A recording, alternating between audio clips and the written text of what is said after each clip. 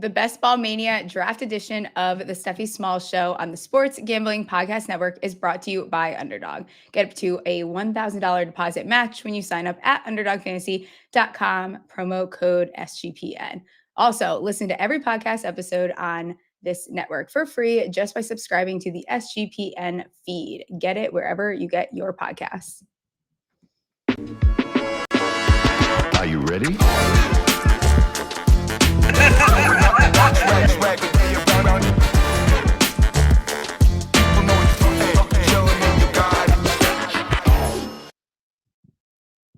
Happy Monday, everyone. Welcome. Something light on a Monday. We're hopping into our first Best Ball Mania draft on the program. We'll do a bunch of these before the season starts.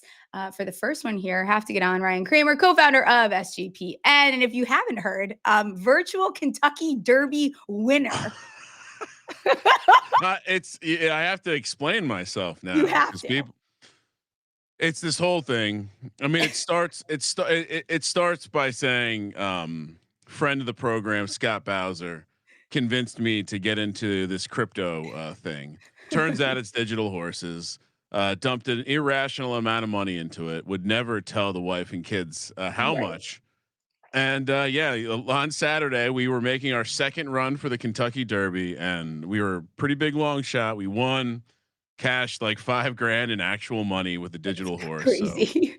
So, I think we're gonna get some sort of a sweet like a Letterman's jacket, but a Derby winner. You know, so you have to. You 100% have to do that.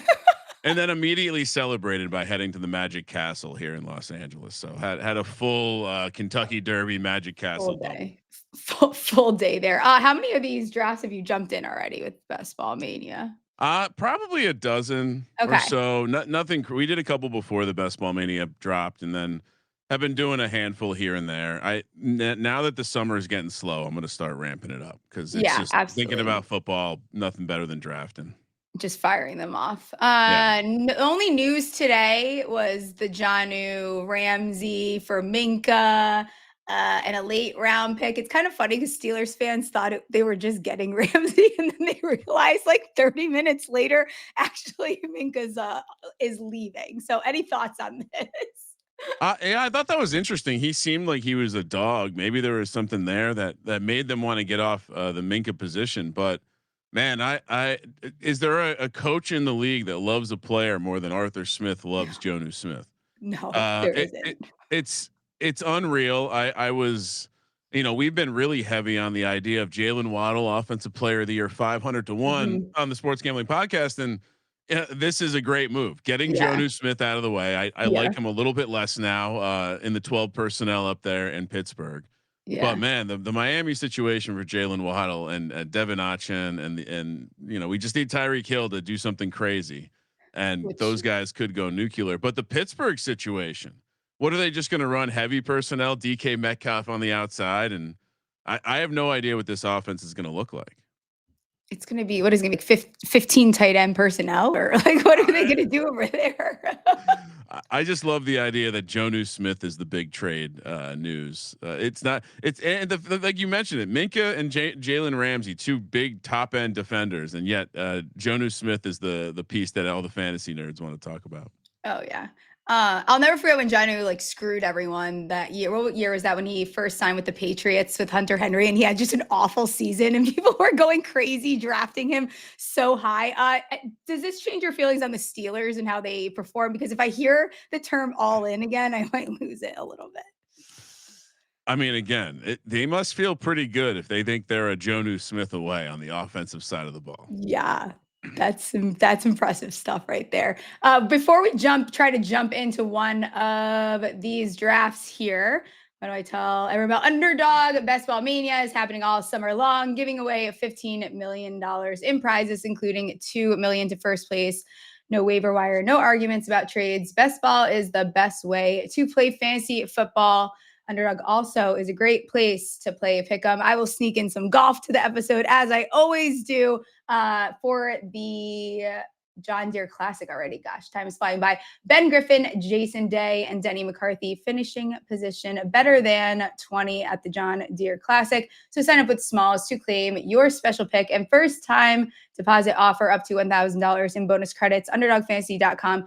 Promo code Smalls. Now is a good time to do that because we are going to jump into one of these drafts here and draft our first one on the program. What is your typical strategy that you go for, Kramer? Because I haven't done a lot of these this season quite yet. I mean, honestly, it's a lot about where you get drafted. Knowing that you're doing more than one, you can kind of have the freedom to say, Yeah. okay, gonna do this in this draft. I will say anecdotally, I think I like drafting early and then being able to take maybe a running back with the second or third round pick there and then firing off more receivers. I mean, I guess I'm an old guy, but I like to draft young. I like they call them piss boys. I like that yellow. You got to just stack the yellow early, get the pass catchers. And yeah, I mean, I'm mostly taking crap quarterbacks too. My big takeaway so far is if you're not taking Josh Allen, Lamar, just wait. I feel like I've done a couple of them and I found myself just loading up kind of on wide receivers and running backs until like the 9th round and then going quarterbacks and tight ends and just ending it out that way.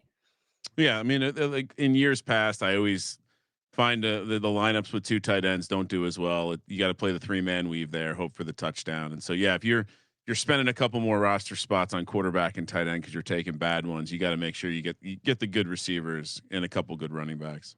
Right. We're gonna jump into 20-second one for anyone that is like thinking about joining with us. I think Kramer's gonna try to do it first.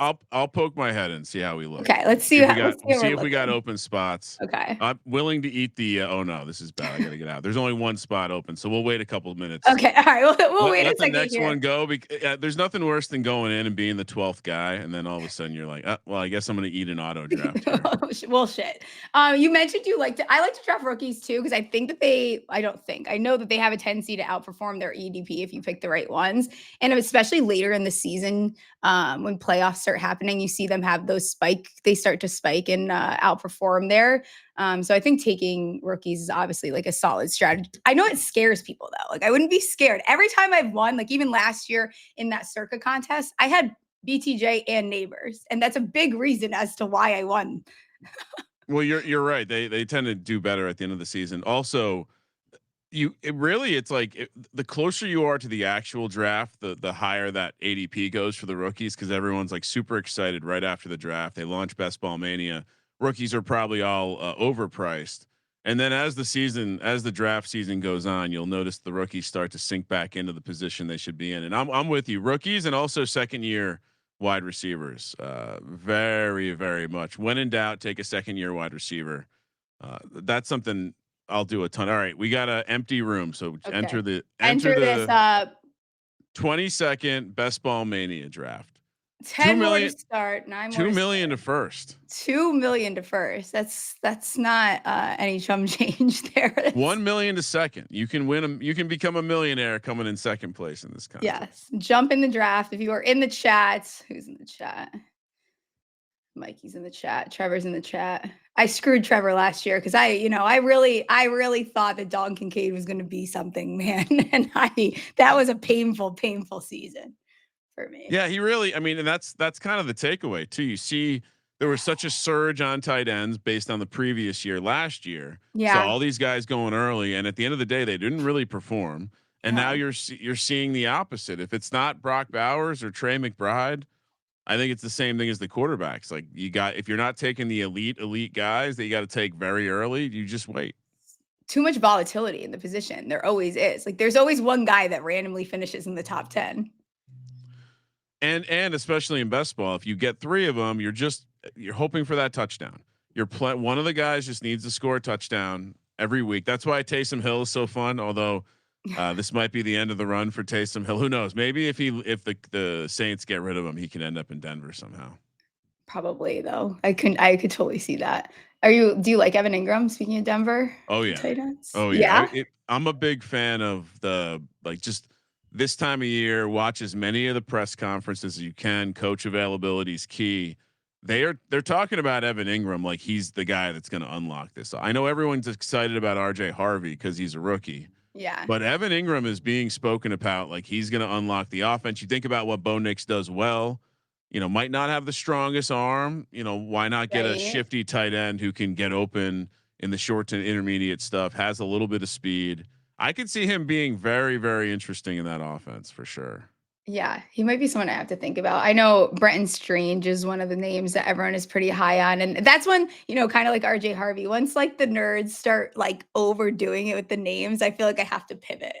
Yeah, it's the fantasy community it's almost like golf Twitter where everyone's on the same things. Yeah. And so once that inertia starts going, it's like, all right, like RJ Harvey, his ADP sunk.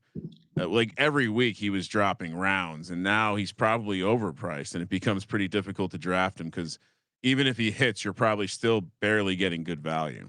It's funny too, because if you just search like, oh, best values in best ball, you're gonna find 4 articles that look almost identically like they all look identical.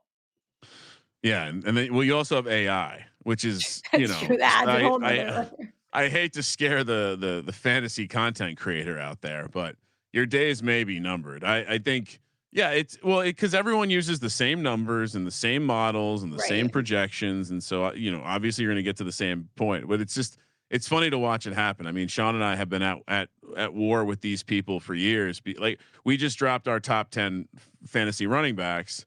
I left Saquon Barkley and Christian McCaffrey off my list. Hell I'm yeah. sure I'm going to get all sorts of hate. But how could you're not taking the exercise serious? How could you do that? Oh, How sorry. dare you? I didn't copy the same projections that you use. My bad. Also the projections are Saquon had how many touches? Like I can't do it this year. I'm sorry. And I don't dislike Saquon, but there's just no way with his track record that you can like take him as high as he's going. I don't Third care. most touches ever. If you look at the top 5 list and most touches ever, only one of those guys survived the entire next season, and he was incredibly inefficient. It was DeMarco Murray. Oh, so we're drafting back to back from each other. I have the 1 and you have the 2. Let's go. That's And fun. before the chat makes fun of McKee, we should tell him to click the little sun in the top to put it in dark mode. They get Yeah. very upset with He's us when we don't use dark little, mode. little there you Oh, go. there we go. The boomer status right there. And then you also want to click the grid so you can show us that sweet draft grid. I do always feel fine taking Jamar Chase still at the 1-1. So I probably will be a little basic here with it, but he's someone that I feel confident in taking there. Mickey, if you click that max out arrow on the top right there, it'll make it full screen. You just have to switch to sharing that window. And you're on the clock, Steph. Also. Am I? Shit. Yeah. Thank you. I'm paying attention to what McKee is doing. Okay. So I did take Chase there.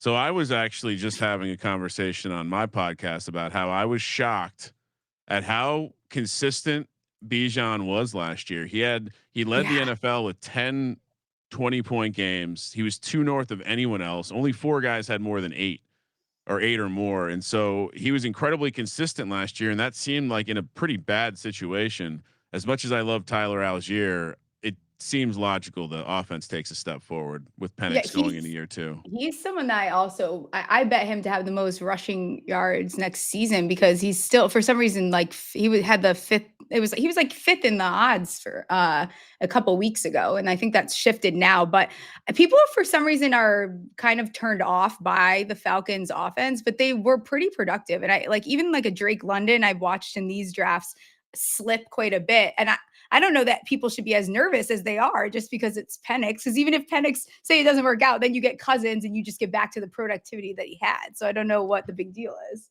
Well, I think also the thing with Penix is he flashed really good at times, and he flashed really bad. He had some of the highest amount of like just incredibly inaccurate throws. So that might lead to some pick sixes, more defense, like interceptions, might lead to higher scoring games. They're not going to have a very good defense still. So I think part of where I was off on the projection earlier with the Falcons, or the hate with the Falcons, is one, I think being Kyle Pitts adjacent makes it tough. I'm also not a huge fan of Raheem Morris, but yeah, I think, this team's going to be in shootouts or playing from behind. Bijan could be a massive. I mean, and he was really good last year. Like it's funny when you go through the numbers in retrospect, how often you end up being like, well, I don't remember that season. I do not remember him being so good.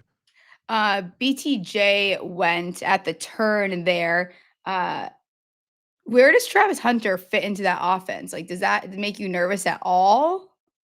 No, think about all the targets that have vacated. I mean, Yeah. whether it's Kirk or Ingram, they lost a lot of targets. I actually think I'm very high on Brian Thomas. I Yes. think some of my favorite teams from early in the season are Malik Neighbors, Brian Thomas to start the draft. Yeah. And year two receivers. And I think with Brian Thomas, you hear the way Liam Cohen's talking about him. He's going to be the alpha in the offense. And I think Travis Hunter probably picks up some of those Ingram and Kirk targets. Yeah, I think too, Malik Neighbors is going to be, he's probably not going as high as he should be going. I made him my number one receiver. I think you look at what he did last year. He missed 2 games. He still had 170 targets. He had a relatively low catch rate because of the quarterback play. The sky's the limit with this guy. I mean, sure, maybe they're not trailing as much, but how many more big plays are they going to have with either Russ or Jameis or Jackson Dart slinging it? And what he was able to do with just like bozos throwing him the ball last year and missing 2 games. It's like he barely needs any form of an upgrade to like really demonstrate his ceiling. Wow, Brock Bowers really slipped there. That was pretty impressive. Yeah, he did. Look at these teams, see if there's nothing crazy has happened quite yet, I would say. Brock Bowers slipping that far, I think, is pretty unique. Yeah, I think so. I'm in a shit spot, kind of. You know, this is where what I was saying earlier, like taking that receiver early, you end up with, I don't know, depending on how you feel about the Chase Brown, Bucky Irving, Jonathan Taylors of the world, it's like an interesting spot to pick up a running back. And then, I mean, becomes very interesting with this preference. This is just, you shoot your shot. I'm taking Garrett Wilson there. Yeah. And same for me. Like I in other drafts, I would maybe go with a second running back here, but I'm all in on Trey McBride. I was hovering over him. It's shocking to me that he would go after Marvin Harrison. He's the alpha in this offense. Right. I think everyone also, this is part of that, like just wanting Marvin Harrison to be a thing over like what actually makes sense logically in the offense. Yeah, no, it's just like we've seen Trey McBride. We've seen him perform. The only thing holding him back is touchdowns. He has a comically few amount of touchdowns considering his 25% target share. And so it's pretty Ricky in the draft. What? Oh, pretty Ricky. He's a red shield. Be careful. Oh God. Always got to look out for the red shields. All right, let's see. I saw Jonathan. I hovered over Jonathan Taylor a little bit. I don't know why. He's one that I still. Where are you at with the Colts? Oh, I actually think he ended up showing up better in my numbers, and I ended up liking him more than I thought I was going to. Okay. So another thing, right? Grinding the press conferences, listening to the positional coaches talk. The Colts seem very keen and aware that they want to run their quarterbacks, but B don't seem like they're going to want to run them in short yarded situation because they're very aware that both guys have had issues staying on the field. Yeah. And so I wonder if they're not going to be as willing to run AR-15 or Dan Jones around the red zone, knowing that Dan Jones has the neck injury or the one hit away from a neck injury, and AR-15 is the wrong kind of kidney shot away from wanting to tap the top of his helmet again. Right, exactly. But so I think Jonathan Taylor could have a huge year. I mean, Sean, and go listen to the episode, but Sean made him his number. I believe he made him his number 1 running back. Did he? I didn't get to that episode yet. I just finished the tight end one, but I got to pull these up now. Cause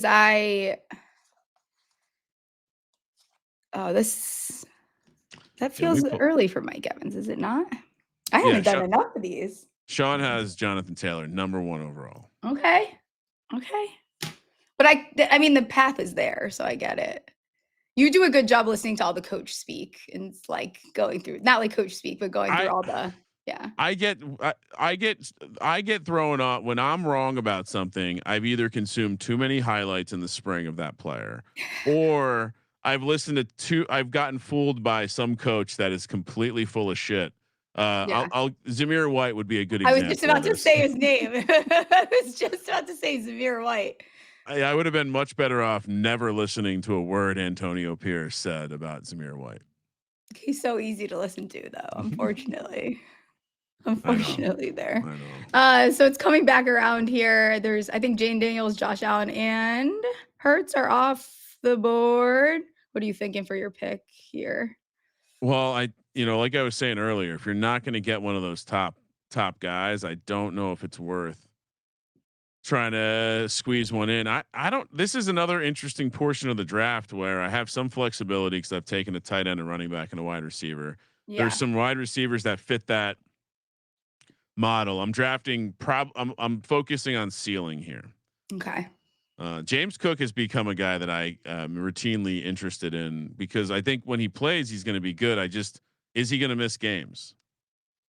Yeah. I know. I don't know what's up with that contract.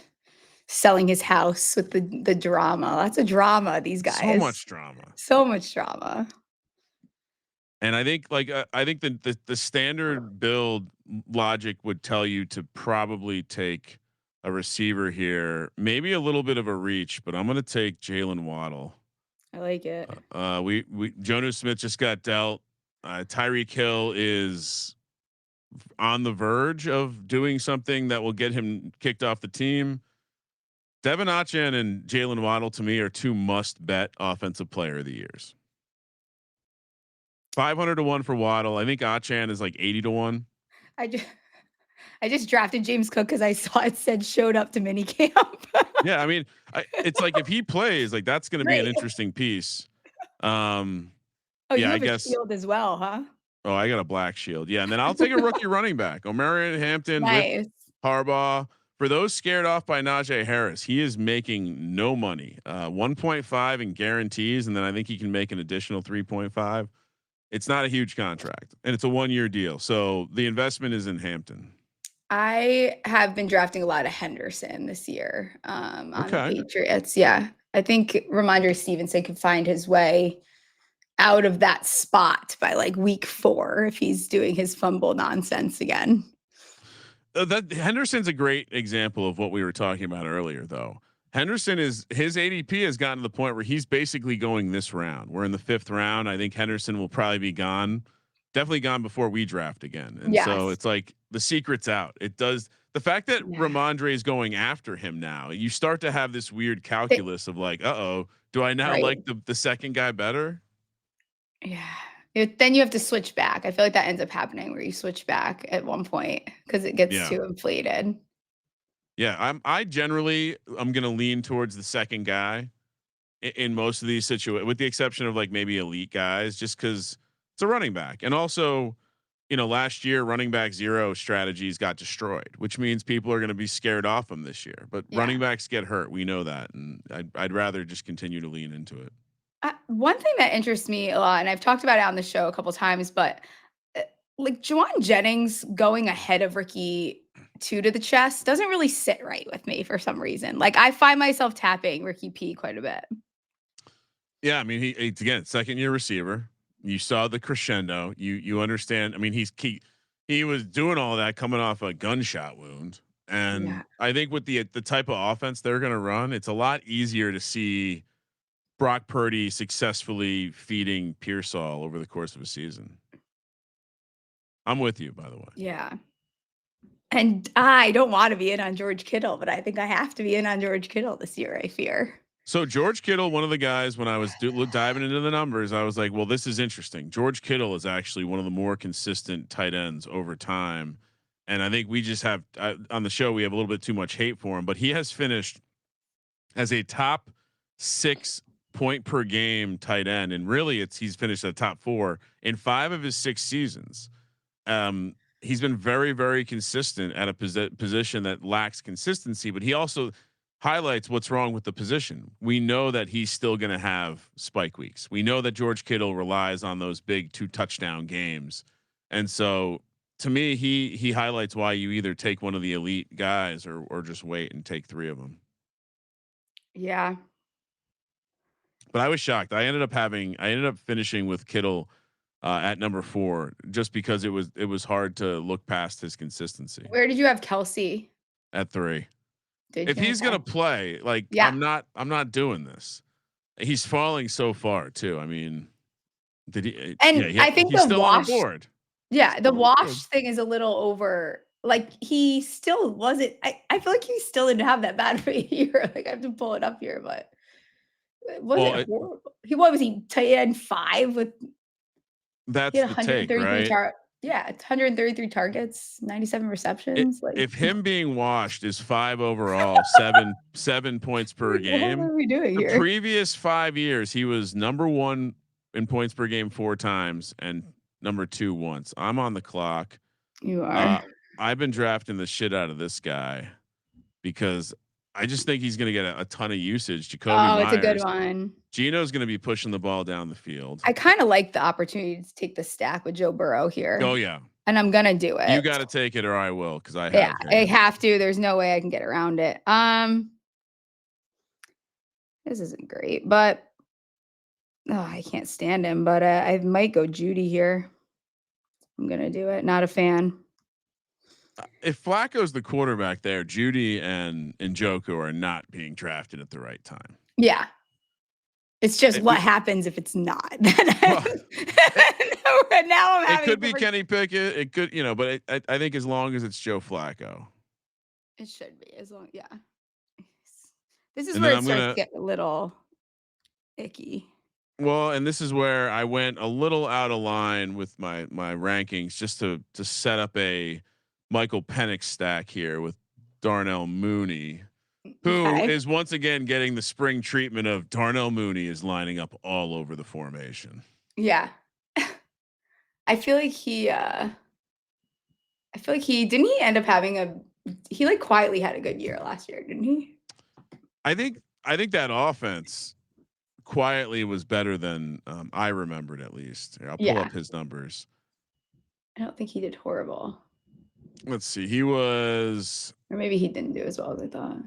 Per game, he was 38th at 12.1. Okay.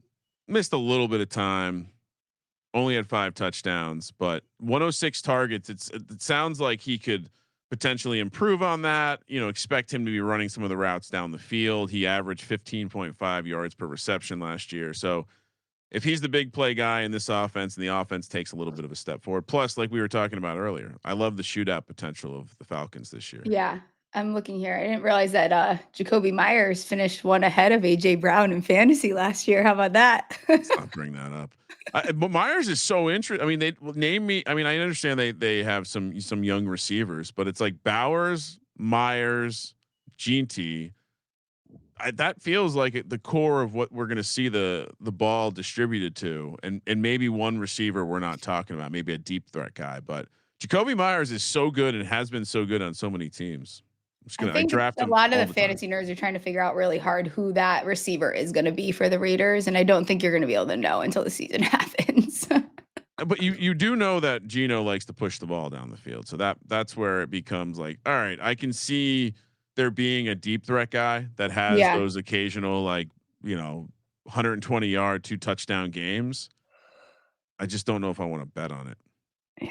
Here, I'm going to pull up the depth chart though. Let's see. We got Dante Thornton Jr., Trey Tucker. Trey Tucker is the one that Jack Beck is the cute fantasy nerd play. I think. Yes, it is. And so, and I've seen, but like you think about the quality of some of these guys, it's like Jacoby Myers is basically an all pro compared to these guys. Right. Exactly. Like I'm a diehard NFL fan and I would not be able to tell you, like Colin Johnson is on this team, formerly of the Giants, Tommy Malote, Shedrick Jackson, like the wide receiver room is the most unknown group of people I've ever seen. So yeah, we just spent 2 rounds talking about Jacoby Myers. We did. we did. Well, now I'm looking at the board right now because someone I would have liked to draft in the past would have been a Kyler, but I don't think I can get there with him this year. I need to take a break from them. a little bit. Or maybe you're spending too much time with Ryan McKee, and his sourness on Kyler is hurting. I don't know if you saw it, the aggregators picked it up, but Kyler's going to be running the ball more in 2025. I got Trey McBride. Of course, I'm going to stack him with Kyler. That's good. I don't know why I have this soft spot in my heart for Kyler. I like Trey Harris. That's going to be my first little pick that everyone will look the other way at. And I did take Tyrone Tracy to make a point that I think everyone is overthinking the Giants backfield a little bit. And then I'm taking Rashid Shaheed. Do it. He's another guy who, if you just look at the per game performance, you look at the situation around him in New Orleans, are they going to be a good team? Are they going to be playing from behind? Who's catching the balls? Yeah. Chris Olave is a huge question mark. So you're basically talking about Juwan Johnson. Like if Olave gets hit in the head once, like, is he done? Is that a conversation we're going to be having? Because it seems that way. Yeah. So I'm Rashid Shaheed is another guy that he has such a high ceiling for where we're drafting in the 9th round. He could very easily be the number 1 target getter in New Orleans and, have some nice spike weeks for us. Cause again, NFC South is going to be a shootout division. Yeah. Both AFC South too, I think. Where do you have Mark Andrews ranked? That's a name another guy who I was like, I don't remember him being this good last year. Maybe it's all my Isaiah Likely love. Yeah, he was pretty decent. I'm not drafting him at all. It's kind of the same reason I let Kelsey go in this draft. I have Trey McBride.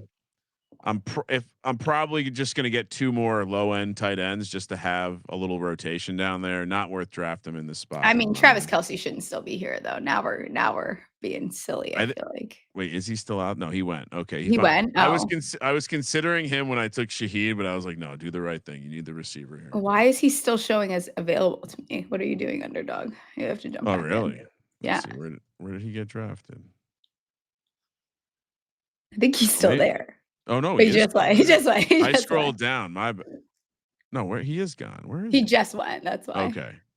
We talked it into existence. Yeah. So yeah, someone's listening to the show. Well, and you think about how cheap you can stack Mahomes and Kelsey now. It's pretty ridiculous. It is ridiculous. Mahomes is another one that I think people seem to be a little bit lower on than they normally are every season. We've seen those graphs. He's gotten his EPA. Some of those basically he's gotten worse each year. Yeah. I tend to think that we might see a bounce back year offensively from Mahomes, but the team takes a step back, like win-loss record. Okay, I could see that. Dak Prescott sitting there, he would never still be there. That's funny. His own coach said he's in the development phase of that is a ridiculous. That was a ridiculous thing to state out loud. I cannot, but I have not gotten the chance to talk about that. That is absurd. I just love that they hire the worst coaching candidate possible. No one's excited about Brian Schottenheimer, and then his first big move is he shuffles the lockers around, pisses off all the vets. And the second move is to throw your franchise quarterback under the bus, saying he's developing. What the hell? It's actually absurd. Yeah, it's kind. I mean, it's amusing, I guess I would say. All right, this is an interesting portion of the draft. I know, and shit, I was hoping to get Drake May there. Oh, I was. I need a tight end, kind of. But well, you have Judy, right? Yeah. So it's not great. All right, I'm just going to take a rookie receiver, Luther Bird, and see what they plan on doing with him in Chicago. You should. I'm going to take Little Hands. I was going to say you can take Njoku to go with Judy. Where is Njoku here? Oh, I could. You're right. I didn't see him there. That would be the sharp play.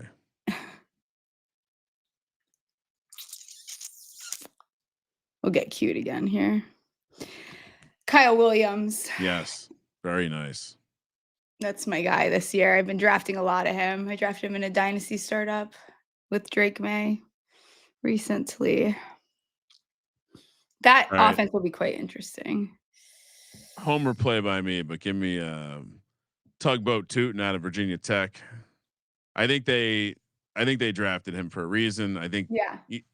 ETN feels like he's been on the outs for a little bit now. So Yeah. I think so too. I don't remember the last time I have seen anything positive about ETN come out in the media either. I'm comically high on the Jags. It makes me feel sick because I didn't want to have this position, and then you just start looking at the teams around them in the division, and it's like, my God, I don't think it's that hard to get there either. Is the thing. well they have this like coach GM combo that I don't know if you might be too young to remember the term butt munch, but Colby Dant on the college experience loves calling people butt munches. Liam Cohen seems like a butt munch. I kind of like him. I know it's weird. I'm like, I've gone full turn. Immediately it was like right in my notes. I'm like, fade Jags at all costs. Duval. Yeah, I And know. then I it's just like, well, actually, he's saying a lot of things that I like to hear here. I can just got to get over the hump with Trevor and you look at Lawrence. his past and like he's shown to be successful. Like I kind of think he has all the tools that he could need to have a. I think it's going to come down to a lot of Trevor Lawrence and like him Yeah. actually elevating his game because he doesn't have a lot of excuses otherwise. Yeah. Yeah. I mean, this is going to be we thought it was Doug P. Maybe his offense was washed. This is like the most progressive offense that has been seen. And that also Baker and him are they're very different, but they're also very similar. Yes. Do you like either of the rookie tight ends, Warren or Loveland, or any of the other guys? I think the only one that I like is Mason Taylor. I think that there is a weird pathway to Mason Taylor just because of who is on that team, and there's not a lot of guys there to demand targets. Yeah, it's interesting. Tyler Warren, I'm gonna die on the hill. I worry about his hands, his hands. No, what I really worry about is he's going to a situation where the offense is not exactly filled up with quarterbacks that sling the rock well. So I would say for a guy who was schemed open a lot up there in Penn State, I wonder if he's going to get the same treatment. Dan Jones and AR-15 both suck at those type of short around the line of scrimmage Yeah. throws. We know this. We watched Daniel Jones have no touch for many years, and so I Yeah. worry a little bit about that. So I'd probably be maybe more interested in Loveland, but to your point, I rookie tight ends are so often bust. It's just why not Yeah. take a little bit of a flyer? They are like fun to draft in dynasty startups and putting them on a taxi squad and then moving on. And then producer Ryan, I don't know if you can scroll down a little bit, but you should be able to maybe. Yeah, there you go. There we go. Your guy is there. Multiple guys are here. Kyle Pitts is there. I can't do it.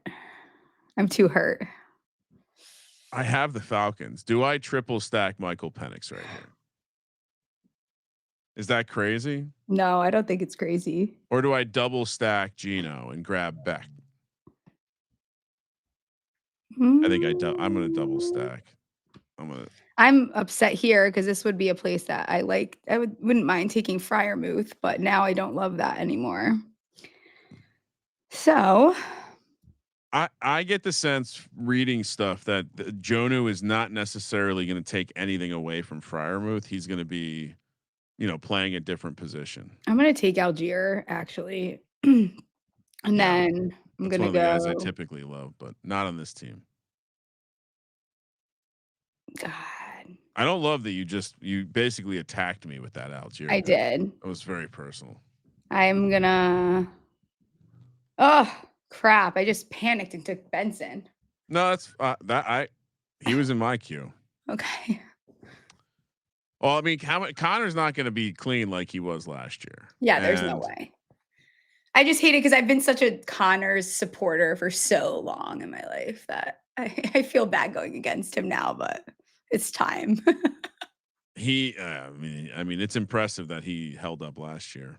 Maybe he holds up again. Maybe. But I think it was like the most, it was like one of the healthiest years we've seen from the top of the running back fantasy board. And so it does seem like some regressions do. Has to be. It's probably a good time to tell everyone about the Circa Million and Circa Survivor contests.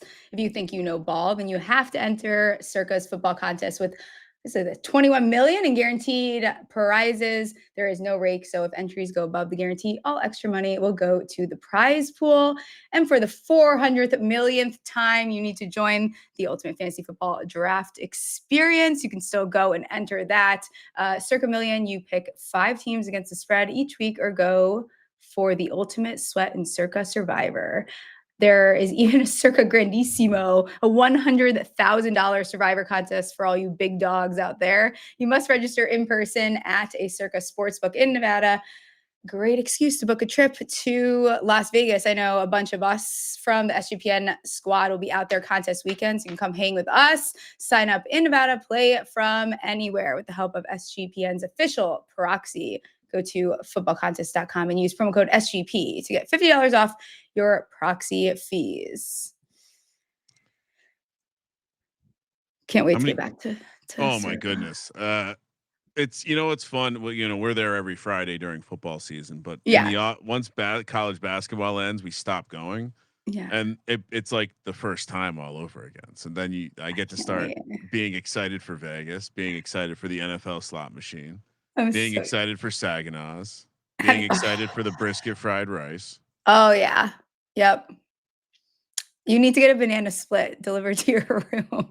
Did you know? I don't know if you heard. Is that from Victory Burger? Okay, no, this is the craziest thing. So when that video came out, a bunch of the guys from Circa messaged me and they were like, "Hey, like great video, but like, what are you talking about, banana split?" And I was like, "Oh, let me teach you a little something about your resort." So you get them delivered. Wow. Just via room service. So they're not in any menu anywhere. You have to get them in your room and they are so good. Yeah, it's like Steph's getting some off menu treatment. Aaron was like, "Where the fuck did you order a banana split?" I'm like, "Oh, Aaron's not high enough in the pyramid to get that kind of intel." Yeah, sorry. he's got to talk to a guy. Tua just went. Oh, he was in my queue. I do have Jaylen Waddle. Was he? Oh yeah. Okay. I didn't really want to take him, but it's like he's kept falling and falling. Sometimes I feel like I wouldn't be surprised if Firemuth makes it back to me after today, to be honest with you. Oh, definitely. I mean, I think another guy, you have Burrow, right? I do. I think Gesicki's probably someone that you should be queuing up. Okay. I'll be nice. I'll be nice. Yeah. Good point there. I love the idea of just pinning a tight end to your quarterback is an easy way to get tight ends and also, you know, build some of that stack equity. I think the numbers stay. We still like a double stack better than a single stack or a triple stack. And in general, tight ends are so random. You probably just want to correlate them. Yeah. That clears. Right, I don't mind double tapping tight end for myself here. I'm going to take my third quarterback, get that Geno double stack locked in.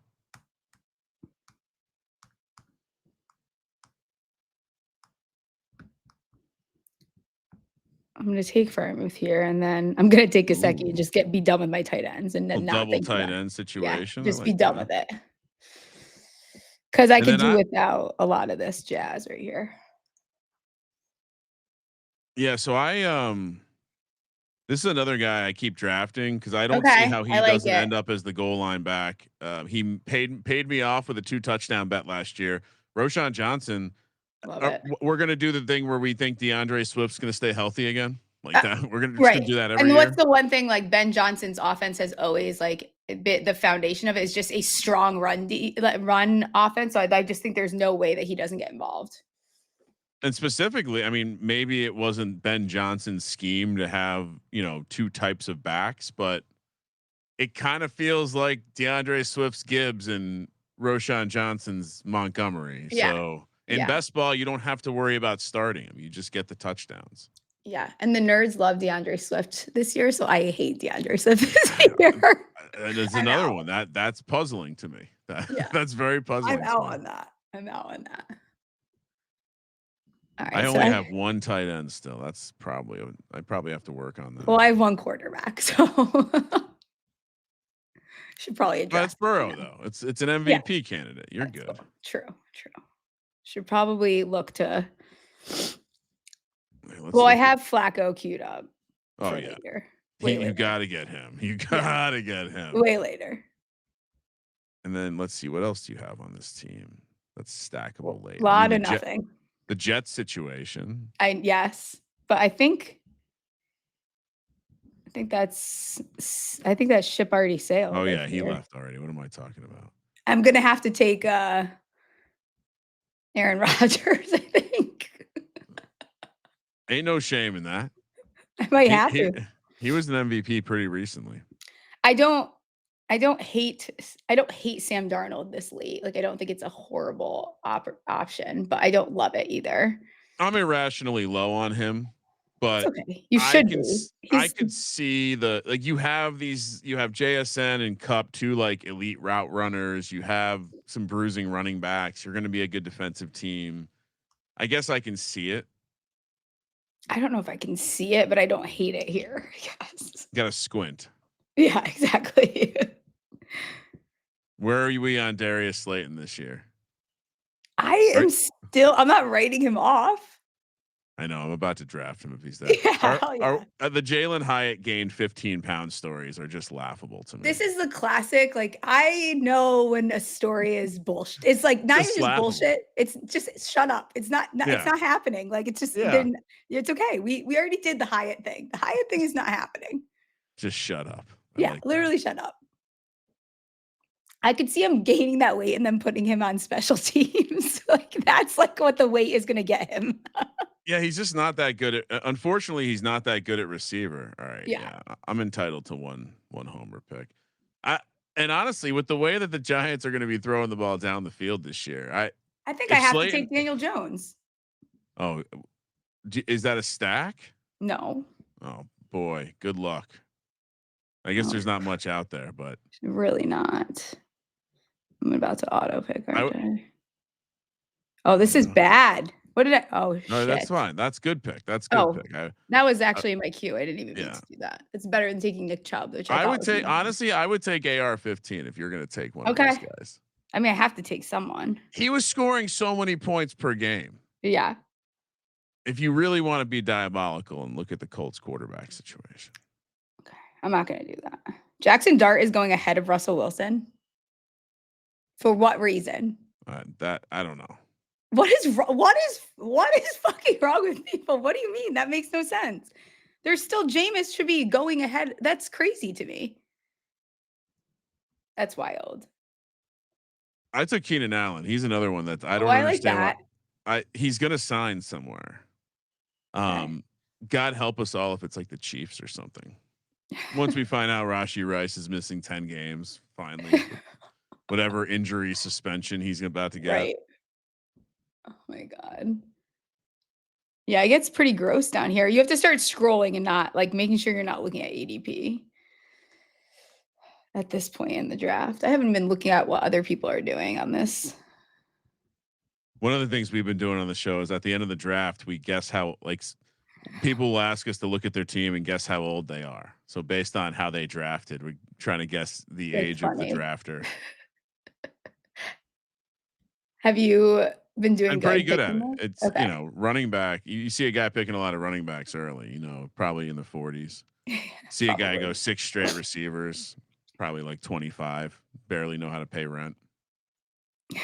You know who I guess I don't completely hate since I'm in like desperation for a quarterback is Tyler Shuck probably is like, since it's just best ball, I can kind of get in and get out with him. And it's like, we're not committing to too much with him. I don't like how they're saying that Spencer Rattler currently has the lead in the clubhouse. That's I feel a little like they concerning to me. think that until they go back and like watch him play because it was not fun. Like, did you watch tape from last year? He sucked.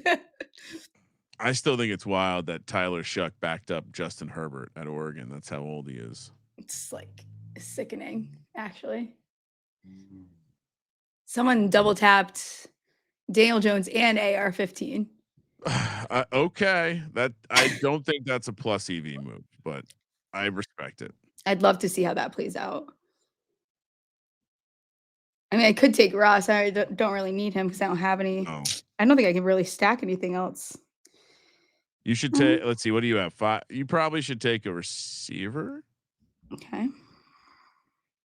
Troy Franklin's interesting. A Umanor. I need a tight end. Which tight end do I like the best? I think we got to go Juwan Johnson.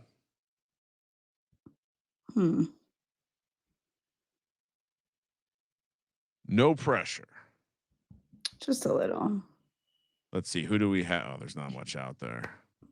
Oh, Westbrook and Kinney would be the key pick. Yeah, I was scrolling for him and then I panicked and picked Troy Franklin. Could have been worse. Not my favorite draft. Do you want to read off yours? Yeah. I liked your draft. I probably made one. I probably shouldn't. I miscalculated how many rounds we had left. Probably shouldn't have taken Keenan Allen. I have Kyler Murray, Michael Penix, Geno Smith. So a little 3 quarterback weave. Bijan, Amarian Hampton, Tugboat Tootin, and Roshan Johnson. So only 4 running backs. Gonna have to hit there. T. Higgins, Jaylen Waddle, Jacoby Myers, Darnell Mooney, Rashid Shaheed, Luther Burden, Jack Beck, Darius Slayton, Keenan Allen, Trey McBride, Juwan Johnson. My regret here is probably I should trade Keenan Allen for a tight end, but okay. Other than that, I like the wide receivers quite a bit. Yeah, I have. Ew, this is gross. I have Burrow, Rodgers, Flacco, quarterback wise. Then Bucky, James Cook. I like where I got James Cook. Tyrone Tracy, Algier, and Benson. Probably could have taken another running back at some point. And then Chase, Garrett Wilson, Jameson Williams, Jerry Jeudy, Trey Harris, Kyle Williams, Troy Franklin, and then Njoku, Freiermuth, and Gesicki. It's actually one of those gross ones that ends up doing well. Yeah, you got the right components in there, and you didn't draft any Cowboys. Yeah, exactly. I have to stay true to the brand there. Who's been your favorite player to tap on like most teams, like since you've been doing it? Whoa. I mean, I would say I can even pull up my ownership, but I'd imagine I have a ton of Jacoby Myers. Okay. I'd imagine I have a good amount of Jaylen Waddle. Tugboat Tootin out there in Jacksonville has been one of my favorites. I'm pretty high on the Bengals. I feel like I've ended up with them a lot. Jonas Smith is my the highest exposure I have is to Jonas Smith. We'll have to revisit Chase Brown. We didn't talk much about that, but speaking of the Bengals, Chase Brown's my highest running back. Geno Smith's my highest quarterback. My highest stack is Geno and Jacoby Myers. How do you even see who you are? If you go into your drafts and then completed, you can see exposure. Oh, I see. Okay. I have a lot of Tyler. I have Tyler Algier in every team. Well, sometimes those late running backs, it's like you're not wrong for drafting him every time because you're drafting him so late. My guy like that this year is probably Raheem Mostert. Okay. I'm not necessarily taking him with the Geno Jacoby Myers stacks, but on teams where I don't have any other Raiders, I'm taking him late. He's their back. He's probably their backup running back. I know we like Ashton Jeanty, but that's certainly an interesting one. Another favorite, a handcuff of mine, is the Jordan Mason situation in Minnesota. Certainly looks like he could get the goal line work over Aaron Jones. He's going pretty late. Yeah, I don't think I've taken a lot of him, honestly. I don't have as much Vikings as I normally do, as I'm like one of those people that tends to be higher on the Vikings every year than everyone else. Hawkinson is now going higher than I thought he would, and he had been slipping a little bit when I first started doing them, but now at like, what is he going, like tight end 5? It's pretty high. There's a lot. I understand that offense has shown that they can do their thing no matter who the quarterback is. I mean, we saw the Nick Mullins, the Pasternak, Sam Darnold looking like an all pro. So it's still hard for me to see the JJ McCarthy thing working right away. Yeah. But and their defense should be. I think the part that no one talks about is that they should have a very good defense. They might not be a high fly. They might not need to be a high flying offensive attack. It might be a little. Maybe they got Jordan Mason because they plan on running the ball more. So yeah, I think there's a number of reasons, or he could just completely not be good. I mean, they wanted to keep Dan Jones, Steph. They wanted Dan Jones to stay on the team. Yeah. makes me a little worried, a tiny bit worried if I'm a Vikings fan. Although I will say, got to spend a little bit of time with JJ McCarthy's dad out in at the circuit with Derek. Very cool. Like definitely want to root for the family. Very, Yeah. very cool. Yeah. Although he is not the easiest person to root for some reason. Like I don't like the whole like the meditation, like I don't his whole like aura is off. Whatever the kids say aura. His aura doesn't match my aura. As a fellow youth sports parent, I'm talking about JJ McCarthy's dad now at this point. I did respect that he was at the time JJ hadn't been drafted yet, and he was just focused on getting JJ drafted into the North so that he could drive to all the divisional games. Okay. So I was like, all right, I like this angle. We can hang out. That's pretty cool. That's not too bad. All right, I'll let you get out of here. Let people know what you have going on. You guys are getting through all those rankings episodes, which are awesome, especially if you're like me and you just started jumping back into the fantasy game. Yeah, so we just got finished doing our extremely serious fantasy football top 10s for 2025. We also are in the middle of playing our college football preview series with Colby Dant from the College Experience. Sean and I are basically about to head off and kind of take some vacation. So we have a huge catalog of college previews set to go live over the next couple of weeks, and then once we get back mid July, we got the British Open. Hell yeah! And then following the British Open, that Sunday night will be our first NFL team preview. And then, yeah, basically from that point on, it's team previews and NFL content. So hop on. Love it. All right. I'm going to let you get out of here. Producer Ryan, I'm going to have you jump back on so I can go through a couple of golf things before we get out of here. Appreciate you. We'll have to get you on for one more before the season starts. Oh, definitely. Let's do another one of these. Yeah, they're fun. See ya. How's it going? I'm good. I wasn't prepared. I know. I'm sorry. I was chatty Cathy, so I just thought I would get through some more picks for the people for golf so that I could do a couple more of these ad reads. Okay, cool. Let's do it. Does that sound good? Okay. So we've talked about rhythm. Obviously, you guys know all about it. The power trends, their AI detected patterns with where rhythms, a model has consistently won and has a high ROI. I think a strikeout prop that wins 59% of the time when the line and win probability hit a certain range. You also know that I tend to just not give you a power trend, and I just decide I'm going to give you a pick for golf. So this year, there is a winner's house at, I don't know how many people know this. John Deere, the last 3 years, the winner has come out of this house where like 7 to 8 guys stay at for the tournament. So both my picks for this tournament are going to come out of this house and the guys that are staying there because we just found out who is staying there this year. So this year, JT Poston is one of the gentlemen that will be in the house. I have him getting a top 20 at plus 160 for Mr. JT Poston. He's projected to finish second. And then also staying in this house is Chris Kirk. He just lost in a playoff. He was one of the 3 guys that were in a playoff. He is 33-1 on mybookie.ag. Ooh, yes. That's tasty. That's a tasty number, especially if you go and tasty number. That they have like Ben Griffin is like a 14-1. So I like him. He's also in that winner's house.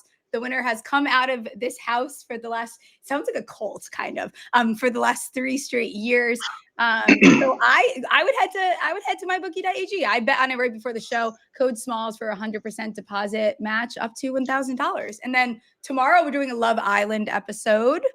Wednesday, what do we have Wednesday, producer Ryan, before we get out of here? I forget. Well, great. Now you put me on the spot, and I know. We need a little bit of. We have Brad, comedian, and super Dolphins Jeff Bell, fans, right? and Jeff Bell. Yes. So we're gonna do a Dolphins deep dive preview, and then Jeff Bell is gonna talk Dynasty. Yes, amazing. Okay, so we're back in the fantasy world. We'll do some more of these drafts. I appreciate everyone for listening, and I will see you guys tomorrow night for some Love Island nonsense.